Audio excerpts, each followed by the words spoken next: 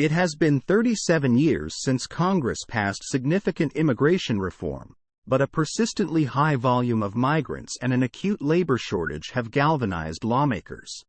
While at many occasions Democrats blame the Republicans for failed immigration reform. In these tough circumstances, can Congress do something on immigration reform? We will look at it in this video. Visit our Swat&Vee channel with your questions to see how best we can help you out with your process.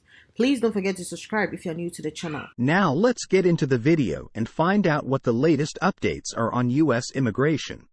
At a time when there are more than 85,000 job openings in the industry, equipment makers are facing a harsh truth. In many parts of the country, there are not enough Americans to fill all the open jobs. Reforming immigration would help us fill these jobs and keep farms and building projects going. When it comes to immigration change, the same things always come up.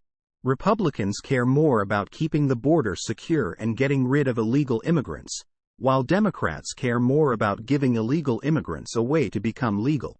In 2013, the bipartisan Gang of 8 U.S. senators introduced sweeping immigration reform legislation. It passed the Senate with 68 votes, but it never became a law because the GOP-controlled House refused to look at it.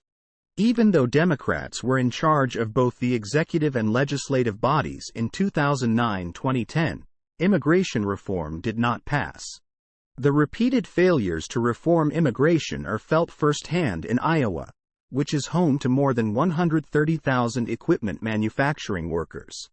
Most of them live and work in the state's rural counties.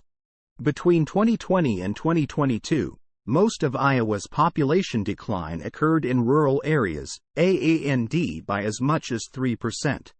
It is the same story across the industrial heartland. Immigration hardliners overlook the fact that immigration and refugees help sustain rural areas, while domestic migration has drawn people away.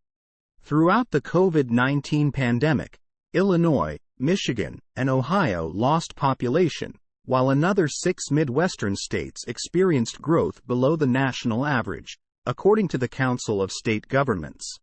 This is a significant problem for equipment manufacturers, who rely on the Midwest to supply 1.7 million workers, or roughly half of the industry's total labor force.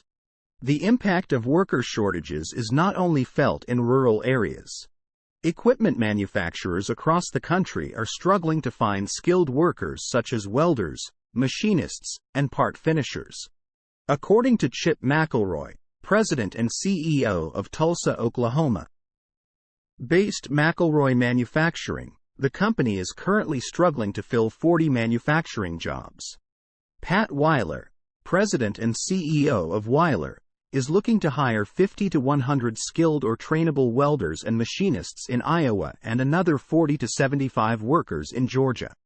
The problem is the same for our customers. American farmers and ranchers struggle to find people willing to harvest and process the food that feeds our country. The Department of Labor projects an average of more than 140,000 job openings for agricultural workers each year this decade. According to the Associated Builders and Contractors, the construction industry must hire an additional 545,000 workers this year alone to meet expected demand. Large margins of Americans support immigration reforms that strengthen border security, increase non-immigrant visas and temporary programs, and offer a solution for immigrants brought to the United States as children. But our elected officials remain hopelessly caught in a partisan doom loop. Meanwhile, businesses pay a very real price for their inaction. When done right, immigration not only helps manufacturers fill open positions but also allows us to live up to our heritage as a nation of laws and a nation of immigrants. Last year, Waukesha, Wisconsin based Husco hired more than 30 Afghan refugees, filling critical sub-assembly and material handling positions. Equipment manufacturers need to attract and hire from the widest labor pool possible, and immigration significantly expands that labor pool. Congress must increase high-skilled and shop-floor skilled immigration, prioritize applicants based on workforce demands, and allow businesses to efficiently hire and keep students graduating from American universities. Equipment manufacturers need Congress to significantly increase the number of available H-1B visas for current workforce needs and reform the H-2A and H-2B programs to ensure greater flexibility for employers and workers and allow for longer-term temporary workers. Congress also needs to strengthen border security and provide a pathway to legal status for individuals brought to the country illegally as children. This issue affects all Americans. The United States has almost 2 million fewer workers in the labor force today than in 2020. If equipment manufacturers need another 85,000 workers, it is a fraction of the national shortfall. Labor shortages are themselves a driver of inflationary consumer prices and severely restrict our economic growth and competitiveness. The future success of our industry and the health of the U.S. economy demand that Congress take action on immigration reform. I hope you guys found this video extremely helpful.